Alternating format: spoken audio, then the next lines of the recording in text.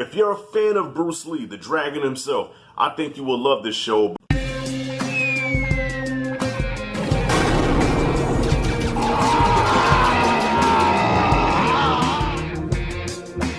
Alright, y'all, if you've been following my channel, you know that I sleep on a lot of shows, alright? There's just too many shows to keep up with, so I miss a lot of them, alright?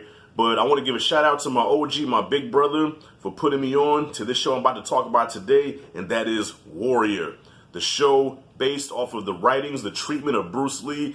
This was Bruce Lee's original vision for the show Kung Fu. So I'm going to bring you up to speed real quick. Kung Fu was a show that dropped back in the 70s starring David Carradine, which some consider a classic, but I say fuck that show. Alright, Kung Fu was the original idea of Bruce Lee, and the studios felt like America, the land of the free, home of the brave, was not ready for an Asian lead. They thought Bruce Lee was too oriental, so they took his idea, whitewashed it, repackaged it, and called it Kung Fu. Just totally fucked Bruce Lee back in the day.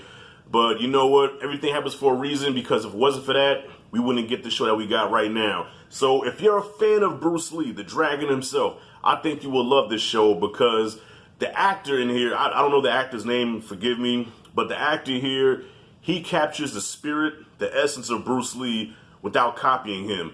Because if you remember, when Bruce Lee died, there were a lot of copycats that came out. You had Bruce Lee, Bruce Lee, and all that. You know, you had Bruce Lee, but they was all spelled differently. But they all copied him. You knew that there was imitation Bruce Lee's, right? But this actor captures the spirit of Bruce Lee, but without copying him. So at no point do you think, oh my God, he's just imitating Bruce. No.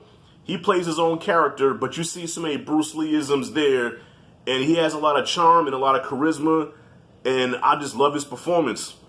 So, and the character's name is Assam, I believe, in the show. So this takes place in 1800s, San Francisco. All right, these Chinese immigrants migrating to America, and either they get picked to work, breaking their back in the train tracks or whatever, or they get picked out by gangs. Okay, so you know, like Gangs of New York, Martin Scorsese. All right, this also could have been called Gangs of Chinatown, because there are like many rival gangs, and depending on what you bring to the table, they will pick you out of the crowd when you get, you know, when you come off the boat. And they find out early that Assam can fight, the Bruce Lee character. They find out he can fight, he can scrap. So one gang picked him up, branded him. Now you with us. But and I'm not really trying to go into spoilers here, but there's a rival gang that can cause a problem with that character, because there's somebody in that rival gang that he is attached to, and that's really all I can say. All right, because I'm trying to go into no spoilers here. My job right now is to try to get you, to convince you to watch this show, okay? So if you love Kung Fu joints, watch this show. If you love action, drama, you know what I'm saying, this show has it all. All right, well, except for horror. It doesn't have horror, doesn't have sci-fi, but you know what I'm saying? This show delivers, okay? The fight scenes on point, the action on point.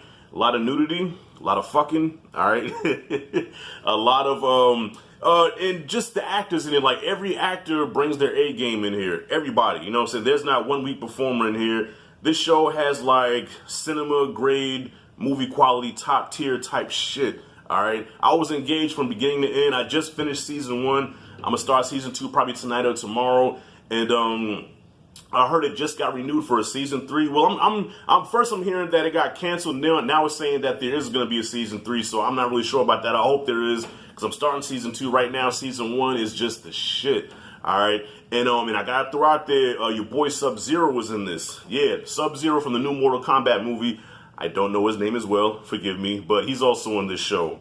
And man, I think he rivals the badassery that he does with Sub-Zero in Mortal Kombat. This dude is no joke. He don't play no games. And when I say, well, just watch it, okay? Just watch this fucking show, all right? If you trust my judgment, okay? If you trust my taste in shows and movies, you'll watch this and you'll comment back and say, Rashad, thank you for putting me on this, okay? So wrapping this up, I don't want to say a whole lot more. I want you to, to hurry up with this video, stop it, and then go watch the shit and get back with me. I might do a spoiler talk later on, but season 1 of Warrior gets an A.